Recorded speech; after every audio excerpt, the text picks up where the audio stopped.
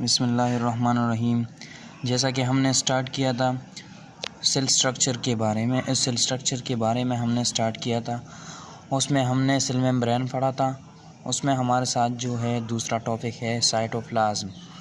Cytoplasm क्या है, तो हम डिफिनीशन इसकी इस तरह करते हैं कि it is the portion of a cell between the cell membrane and nuclear membrane. Portion का मतलब हिस्सा होता है। ये एक हिस्सा होता है सेल की, कहाँ पर बिटवीन यानी दरमियान में प्रेजेंट होता है सेल मेम्ब्रेन और न्यूक्लियर मेम्ब्रेन। सेल मेम्ब्रेन के बारे में तो हमने पढ़ा था, लेकिन आज हम यहाँ पर न्यूक्लियर मेम्ब्रेन को भी थोड़ा सा टच करेंगे। ये हमारे साथ एक सेल है, ठीक है। ये आउटर कवरिंग जो है ये तो सेल मेम्ब्रेन हुआ है, ये सेल मेम्ब्रेन है।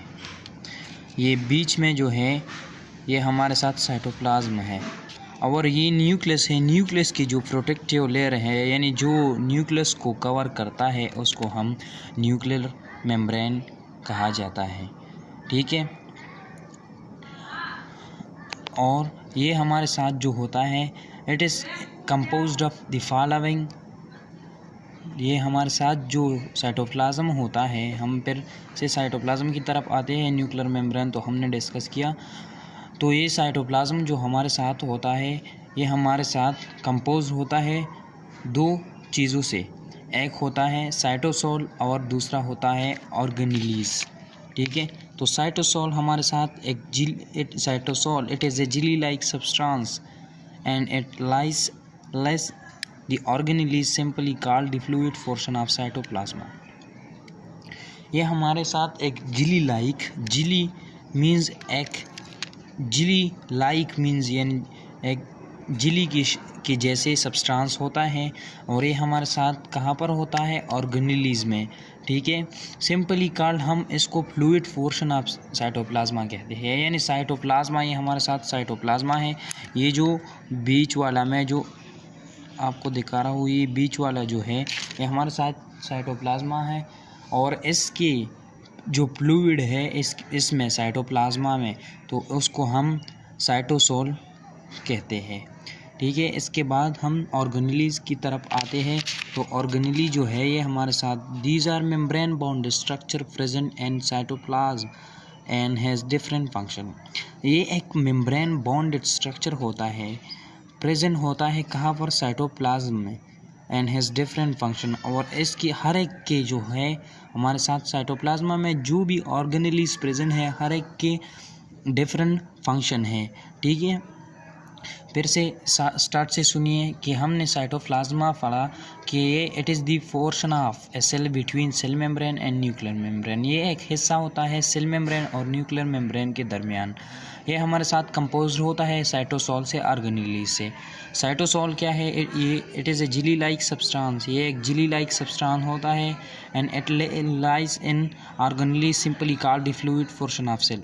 यानी ऑर्गेनेलीज में होता है, ऑर्गेनेलीज के नीचे होता है, यानी सिंपली कॉल्ड जो फ्लूइड प्रेजेंट होता है कहाँ पर, साइटोप्लाज्म में, तो उसको हम क्या कहते हैं, फ्लूइड पोर्शन ऑफ साइटोप्लाज्म को हम क्या कहते हैं, इसको हम क्या साइटोसोल कहते हैं, ठीक है। और हमारे साथ जो ऑर्गेनेलीज है, these are membrane bounded structure present in cytoplasm and has different function. ये एक मेम्ब्रेन बाउंडेड स्ट्रक्चर होता है जो प्रेजेंट होता है साइटोप्लाज्म में, और हर एक के जो हमारे साथ है वो डिफरेंट स्ट्रक्चर होता है, ठीक है। डिफरेंट ऑर्गेनेलीज जो है वो हमारे साथ यहाँ पर है। Different organelles are being given is under, या different organelles are the following, ठीक है। तो फर्स्ट ऑफ ऑल उसमें हमारे साथ माइटोकॉन्ड्रिया है। माइटोकॉन्ड्रिया इसको पावर हाउस ऑफ सेल भी कहा जाता है। एंडोप्लाज्मिक रेटिकुलम है, गोल्जी बॉडीज़ है, यानी या गोल्जी अपरेटस है। इसको हम गोल्जी बॉडीज़ भी कहते हैं, ठीक है। इसके बाद हमारे साथ राइबोसोम है, लाइसोसोम है, फेराक्सोसोम है और साइटोस्केलेटन है।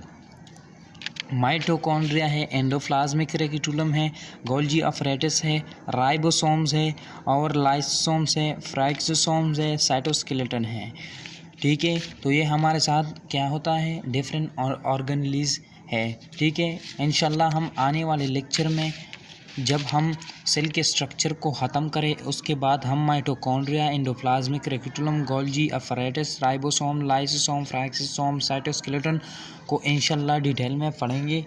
तो अगर हमारी वीडियो अच्छी लगी तो प्लीज़ चैनल को सब्सक्राइब करें और बेल आइकन को प्रेस करें। बस।